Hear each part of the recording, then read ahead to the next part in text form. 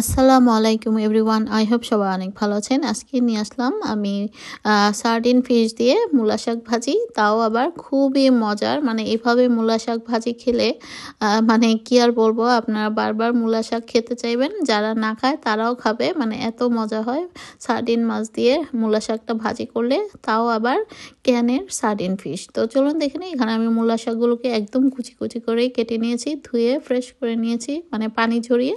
আর এখানে এক কোটা মানে সার্ডিন ফিশের একটা কোটা নিয়েছি। এখানে 3 পিসের মতো থাকে, আর এটা মনে হয় মেবি সস টস দিয়ে দেওয়া থাকে, তো সেজন্য আরও বেশি ভালো লাগে।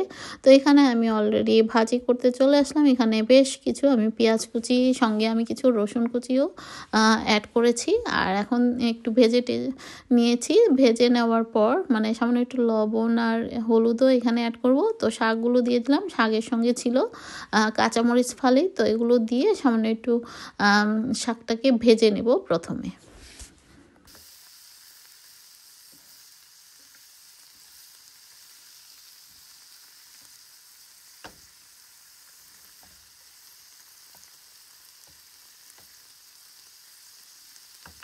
তো শাকটাকে বেশ কিছুক্ষণ আমি ভেজে নিয়েছি। তো যখন মোটামুটি সিদ্ধ হয়ে আসবে, শাক থেকে কিন্তু পানি বের হয়। পানিটা মোটামুটি যখন শুকিয়ে আসবে, তো সেই পর্যায়ে আমি দিয়ে দিলাম টিনের সেই সার্ডিন ফিশ বা মাছ।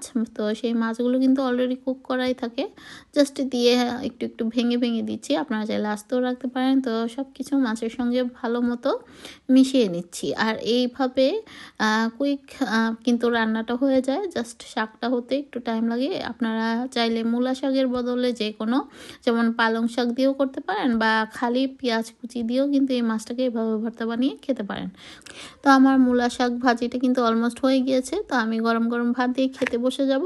তো আপনারাও ভালো লাগলে এই রেসিপিটি বাসায় একবার হলেও ট্রাই করবেন। আই হোপ সবারই ভালো লাগবে। তো আজ এ পর্যন্তই। সবাই ভালো থাকবেন, আমাদের জন্য দোয়া করবেন, আর আপনাদের জন্য রইল অনেক দোয়া। আল্লাহ হাফেজ। Thank you for watching.